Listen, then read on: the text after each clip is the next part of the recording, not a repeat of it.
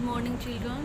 Today's topic is स्वच्छता का महत्व, चैप्टर 14। सलील चतुर्थ श्रेणी का छात्र है। सलील 4th क्लास का स्टूडेंट है। वह लखनऊ में पढ़ता है। उसके पिता हैदराबाद में रहते हैं। लखनऊ में वह अपनी नानी के साथ रहता है। वह अपनी नानी का सबसे अधिक दुलारा है। वह लखनऊ में अपनी नानी के साथ रहता है और अपनी नानी का वह बहुत लाडला है।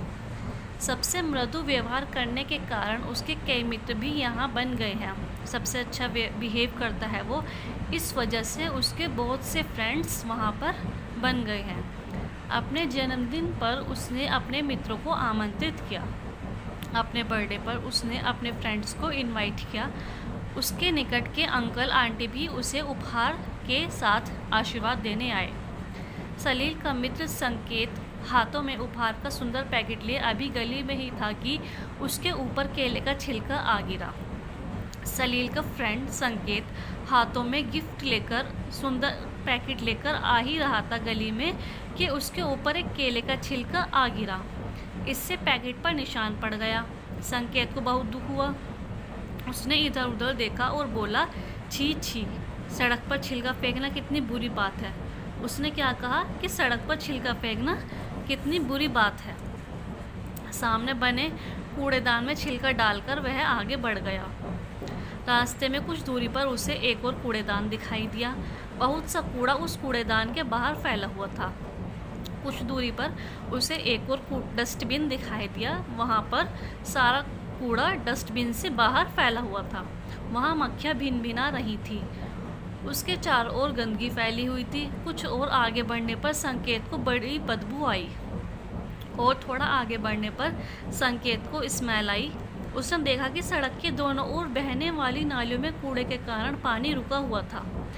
उसने देखा कि दोनों ओर बहने वाली जो नालियाँ थी उनका पानी सड़क पर रुका हुआ था और यह पानी बदबू कर रहा था। वह नाक पर रुमाल रखे सलील के घर पहुंचा। वहां सलील के और भी कई मित्र आए हुए थे। संकेत उनसे भी मिला। मेज़ पर खाने की चीज़ें रखी थी जिन पर बार बार मक्खियाँ आ रही थी। मेज टेबल पर कुछ खाने की चीज़ें रखी हुई थी जिन पर बार बार मक्खियाँ आकर बैठ रही थी। संकेत ने कहा सलील से, सलील, तुम्हारे मोहल्ले में इतनी गंदगी क्यों है? क्या नगर पालिका इसे साफ नहीं कराती? उसने उससे कहा, तुम्हारे मोहल्ले में इतनी गंदगी क्यों है? नगर पालिका इसे साफ नहीं कराती। नगर पालिका किसको कहते हैं? शहर में आवश्यक नागरिक सेवाओं का प्रबंध करने वाली संस्था। कुछ संस्थाएं होती हैं जो हमारे शहर के नागरिकों की सेवाएं करती हैं। सलील के पड़ोसी मित्र अजय की माताजी ने कहा, बेटा, नगर पालिका की गाड़ी आया करती है। जगह जगह कूड़ेदान भी हैं, परंतु लोग कूड़ेदान में कूड़ा नहीं डालते। वे कूड़ा सड़क पर ही फेंक देते हैं। कोई सफाई नहीं रखता। हर आदमी एक दूसरे को दोष देता है। सफाई कोई नहीं करता, लेकिन हर आदमी एक दूसरे को ही कसूर देता है। दूसरे दिन पाठशाला में संकेत ने अपने अध्यापक को यह बात बताई। नेक्स्ट डे संकेत ने अपने स्कूल में अपने टीचर को यह बात बताई। अध्यापक ने कहा, तुम ठीक कहते हो, गंदगी बहुत से रोगों की जड़ है। नगर पालिका काम नगर को स्वच्छ रखना है, परंतु जब तक हम लोग नगर पालिका की सहायता ना करें उसके लिए सफाई रखना कठिन होता है। नगर पालिका का काम है हमारे नगर को साफ रखना, लेकिन जब तक हम नगर पालिका की सहायता नहीं करेंगे उनके लिए बहुत मुश्किल हो जाएगा हमारे शहर को साफ रखना। चलो एक दिन हम सलील के मोहल्ले में चले और स्वयं सफाई प्रारंभ करें। चलो एक दिन हम खुद चलते हैं सलील के मोहल्ले में और खुद ही सफाई शुरू करें।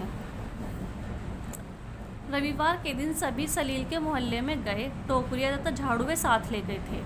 सड़क पर सफाई करके उन्होंने कूड़ा इकट्ठा किया, गलियों की सफाई की और पानी बहने का रास्ता बनाया। उसमें मच्छर मक्खी को मारने की दवा डाली गई। मोहल्ले में रहने वाले सभी लोग बाहर निकल आए। वे उन्हें देखने लगे। बच्चों में बहुत उत्साह था।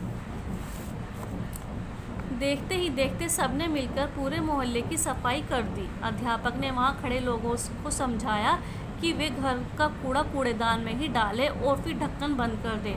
टीचर्स ने उनको क्या समझाया वहाँ के लोगों को कि कूड़ेदान में ही डस्टबिन में ही कूड़ा डालें और फिर उसके ढक्कन को बंद कर दें। वे अपने घर के आसपास सफाई रखें, गंदगी से रोग फैलते हैं। अगर गंदगी होगी तो उससे बीमारियां फैलेंगी। इससे अच्छा है हम लोग थोड़ा ध्यान दें और कूड़ा कूड़ेदान में ही डालें और अपने आसपास सफाई रखें, जिससे बीमारियां दूर रहेंगी।